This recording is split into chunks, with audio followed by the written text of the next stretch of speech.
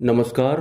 तीसरी आँख खुल गई है, इसका मतलब ये भी है कि आपकी अंतर्दृष्टि ने आपके मन को या फिर आपके कारण शरीर को टच करना शुरू कर दिया है, जिसकी वजह से आपको ध्यान में मन को भ्रमित करने वाले या फिर मन को भाने वाले, लुभाने वाले दृश्य दिखने लगते हैं। लेकिन थर्ड आई एक्टिवेशन का बिल्कुल भी ये मतलब नहीं है कि आपको मोक्ष प्राप्त हो गया है। वैसे तो तीसरी आंख पहले से ही खुली हुई होती है, लेकिन हमें पता नहीं होता है।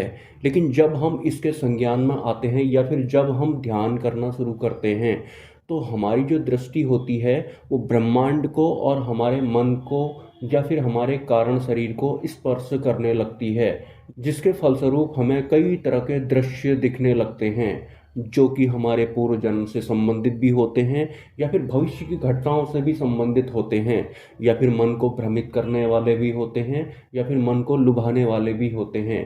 टोटल मिलाकर के ये जो तीसरी आंख वाला सिस्टम होता है, इसमें कुछ भी फिक्स्ड नहीं होती है, लेकिन कारण शरीर के संज्ञान में एक साधक या फिर एक शिष्य या फिर एक इंसान आ जाता है खुद के कारण शरीर में, जिस वजह से हमारा ये जन्म हुआ है। और अंतर्दृष्टि जब हमारे कारण शरीर को या फिर हमारे मन को टच करती है, तो फिर हमें वही बहुत सारे दृश्य दिखना शुरू हो जाते हैं। ऐसा नहीं होता कि वो दृश्य पहले नहीं दिखा करते थे, उस वक्त हमारे ध्यान में ये बात नहीं थी।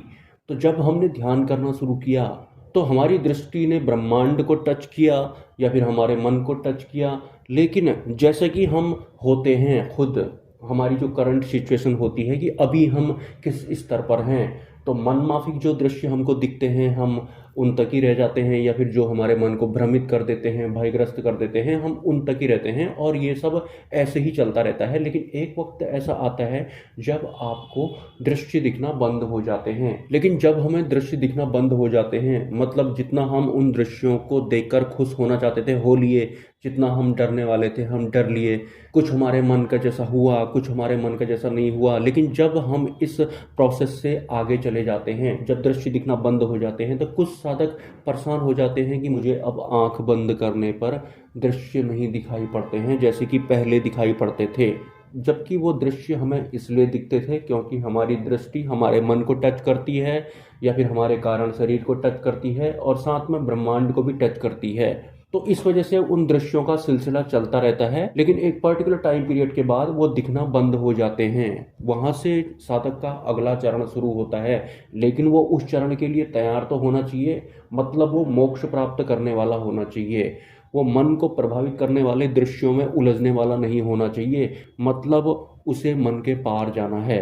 अगर आप पहले से ही मोक्ष प्राप्ति के उद्देश्य से ध्यान कर रहे हैं, तो आपको ध्यान में आपका पूर्व जन्म दिखाई पड़े या फिर भविष्य की कोई घटना दिखाई पड़े, आपको कोई फर्क नहीं पड़ने वाला है, क्योंकि उसमें आपको परमात्मा तो नहीं दिखाई पड़े, परमात्मा की अनुभूति तो आपको हुई नहीं, तो क्या फर्क पड़ने वाला है आपको। भले ही आपको पूर्व का कोई जन्म दिखाई पड़ा या फिर कोई अन्य लोक दिखाई पड़ा या फिर कोई देवी देवता आपको दिखाई पड़े या फिर आपको राक्षस दिखाई पड़े, परमात्मा नहीं दिखाई पड़े आपको, तो सिंपली वो साधक को उन दृश्यों से कोई खास फर्क नहीं पड़ता है। मतलब हमारा ध्येय अगर परमात्मा प्राप्ति होगा, जो कि मन बुद्धि माया पार होते हैं, और अनंत जो भी लोक होते हैं अक्षरधाम के अलावा, जो कि परब्रह्म परमात्मा का लोक होता है, बाकी के जो लोक होते हैं वो नरक तुल्य होते हैं, ये क्लियर है, क्योंकि परमात्मा तो परमात्मा ही होते हैं। लेकिन साधक में उतनी जागरूकता है ही नहीं कि वो ध्यान क्यों कर रहा है। साधक खुश हो जाते हैं कि मुझे ध्यान में दृश्य दिखने लग गए, मैं अपने आप को खुद ही देख रहा हूँ बहुत ऊंचाई से, जैसे कि कोई ड्रोन कैमरा से मैं अपने आप को देख रहा हूँ, या फिर किसी अन्य को मैं देख रहा हूँ, किसी अन्य लोग, किसी सत्ता को मैंने देख लिया, किसी सिद्धि ने मुझसे बात कर ली। वो इतने में ही खुश हो जाता है। वो टोटल मिला करके वो अपने अहंकार को तृप्त करने के लिए ही ध्यान कर रहा होता है। इसलिए कहता हूँ कि मोक्ष प्राप्त करना है आपको तो ही आप ध्यान करें, लेकिन ध्यान में दृश्य दिखें तो भी आपको कोई फर्क नहीं पड़ना चाहिए। नहीं दिख रहे हैं अचानक से तो भी कोई फर्क नहीं पड़ना चाहिए।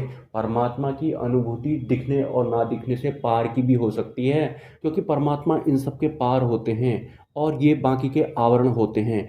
धीरे धीरे ये सब फिल्टर होने लगते हैं, तो इंटरनली हमारी जागृति शुरू हो जाती है। जागृति कुछ ऐसी होती है कि इसके लिए मुझे हाल फिलहाल एक ही एग्जाम्पल आता है, जैसे कि हम इंसान होते हैं और अपने आप को बनाए रखने के लिए हम कुछ न कुछ ज़रूर करते हैं इस दुनिया में, जो भी इंसान होते हैं। और जिस वजह से हम बने हुए हैं, वो काम अगर किसी दिन बंद हो गया, या फिर जिसकी वजह से हम टिके हुए हैं जैसे भी हम हैं इस वक्त, वो अगर हमसे छिन गया तो क्या होगा। ये हमें एक डर जैसा रहता है हमेशा से कि कभी किसी दिन ऐसा हो गया तो। लेकिन वो जो कभी होने वाला होता है, हम सोचते हैं कि वो ना हो या फिर वो नहीं होगा, लेकिन एक दिन वो होता ज़रूर है।